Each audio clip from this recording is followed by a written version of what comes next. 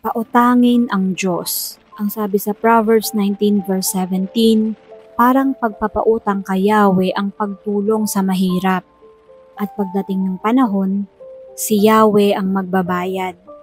Kapag naging mabuti tayo sa mga mahirap na responsable, masipag at nagsisikap, ang Diyos ang siyang magbabayad kung anuman ang itinutulong natin sa kanila.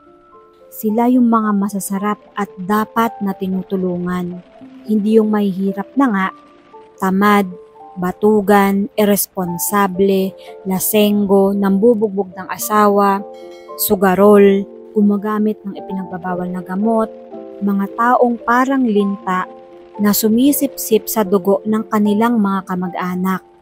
Tapos wala namang ginagawa para matugunan ang mga sariling pangangailangan. Hindi como poor ay qualified ng tulungan. Katulad nga ng ating mga unang pinag-aralan, yung mga deserving at needy ang tulungan natin. Hindi yung alam mo nang ang tamad, alam mo nang ang batugan, babalikatin mo pa. Kinonsente mo pa yung pagiging tamad at batugan ng tao. Kapag tumutulong tayo sa mga mahihirap na masikap, parang sa Diyos tayo nagpapautang at siya ang magbabayad. At papayag ba ang Diyos na may utang siya sa atin? Pinahiram mo. Hindi pa dumadating sa Kanya yung pinahiram mo, ibinalik na ng Diyos sa iyo. Because God will be no man's debtor. Hindi papayag ang Diyos na meron siyang pinagkakautangan. Kaya pag nagbibigay ka sa mahirap, para kang nagbigay sa Diyos. Pag nagbigay ka sa needy at sa deserving, parang ang Diyos na din ang binigyan mo. Hindi alam ng iba ang secret sa maluwag na buhay. Yung nagbibigay ka ng tama sa tama. Ulitin natin yon. Dapat nagbibigay ka at tumutulong ka ng tama sa tama. Responsible, wise, and godly lending is a ministry din. Dapat kapag tayo ay nagpapahiram o tumutulong, tingnan din naman natin saan kaya niya gagamitin. Is this a godly lending? Wise ba ito? Responsable ba ito? Baka mamaya bigay ako ng bigay, sa bisyo at luho lang pala ginagastos, samantalang pinaghihirapan ko ang ibinibigay at itinutulong ko sa kanya. Kaya dapat may wisdom din tayo sa pagtulong. Hindi porke mukhang kawawa, tutulungan na natin. Kasi may mga taong nagpapaawa talaga para lang makapang-isa ng kapwa. Mangungutang kunwari, pero wala naman talagang balak magbayad.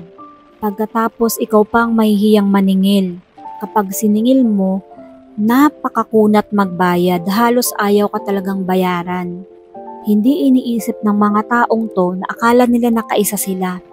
Pero pag nagkataon na kailangan na nila at it's between life and death, maaaring wala lang magpahiram sa kanila dahil masyado silang abusado. Ang babait nung nangungutang, pero nung bayaran na, ikaw pa ang masama.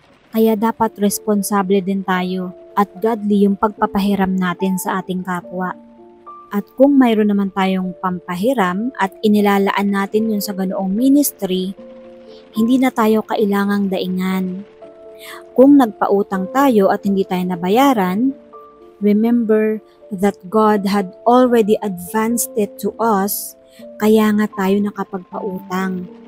Ibig sabihin, hindi mo pa man napapautang si ganito o si ganyan, nabayaran na sa'yo ng Diyos. Maaring hindi sa pera, pero sa ibang paraan. Maaring sa good health, sa peace of mind, o sa iba pang aspeto ng iyong buhay. Ituring natin itong pagsusukli sa kabutihan ng Diyos, ang pagtulong sa kapwa na deserve na tulungan.